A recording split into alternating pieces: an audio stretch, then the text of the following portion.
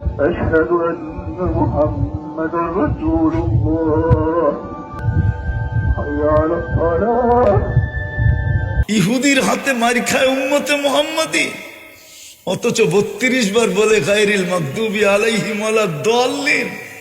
খ্রিস্টানের হাতে মার খায় এই উম্মত, মুশরিকের হাতে মার খায় এই উম্মত। বুক ফাইটা যাইতেছে, দেখাইতে পারতেছি না যে উম্মত এদের হাতে মার খায় কি করে। ডেলি 32 বার তো সূরা ফাতিহা আপনি পড়েন, ডেলি 32 বার তো বলেন গায়রিল মাগদুবি আলাইহিম ওয়ালাদ-দাল্লিন।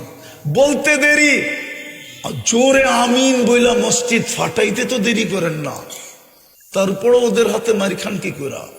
বুঝা গেল মাথার উপরে ওঠে না। আজকে তো 250 কোটি মুসলমান, 60টা মুসলিম দেশ। যে সময় 313 জন ছিল ওই সময় তো এই দুরবস্থা ছিল না। আজকে 250 কোটির যে দুরবস্থা, মুসলমানের কোনো দেশ ছিল না তখনও তো এই দুরবস্থা ছিল না। আজকে তো 60টা মুসলিম দেশ। ওই সময় তো এই দুরবস্থা ছিল না, যখন পেটে ভাত ছিল না, শরীরে কাপড় ছিল না, পায়ে জুতা ছিল না, মাথা গোচার টাই ছিল না, তখনও তো এই দুরবস্থা ছিল না। আজকে তো মুসলমানের চেয়ে খায় না কেউ, বেশি খায় না। দুনিয়ার কেউ মুসলমানের চেয়ে বেশি আইটেম চিনেও না, খায়ও না। এই জন্যই তো আজকে দুরবস্থা।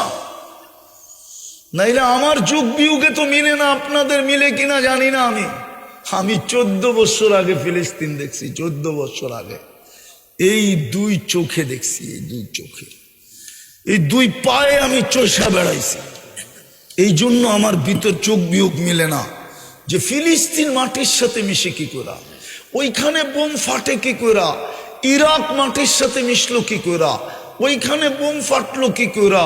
ফিলিস্তিনে তো ইব্রাহিম খলিল ঘুমাইতেছে ওয়াদিয়ে খলিলে, আরেকদিকে যদি তাকাই তো মুসা আলাইহিস সালাম ঘুমাইতেছে কাসিফে আহমারে। মধ্যখানে তো দেখি 70 জন নবীর কবর চিহ্নিত। যেইখানে মুসলমানের কিবলা, প্রথম কিবলা, যেইখানে সম্মিলন হয় মেরাজের রাত্রে 1.25 লক্ষ নবীদের, সশরীরে ইমামতি করেন দোজাহানের বাদশাহ মুহাম্মদুর রাসূলুল্লাহ। প্রশংসা শুনান আল্লাহর, ওইখান থেকে টেকআপ করেন আরশে। ওইখানে ফোটে কি করে? আল্লাহ করে তো করে কি? আল্লাহ তাকান না তো তাকান না কেন? খলিল তো ইত্তাখাযাল্লাহু ইব্রাহিমা খলিলা, আরেকদিকে কালিম তো ইত্তাখাযাল্লাহু মুসা কালিমা। একদিকে তো কালিম, একদিকে তো খলিল।